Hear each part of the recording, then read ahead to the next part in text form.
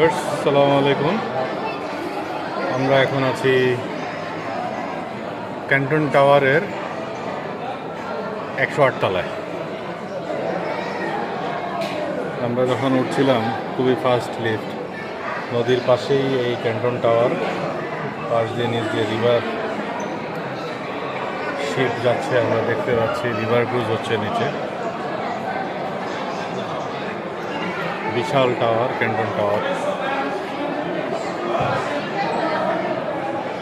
আমরা ক্যান্টন টাওয়ারের 108 তলায় আছি।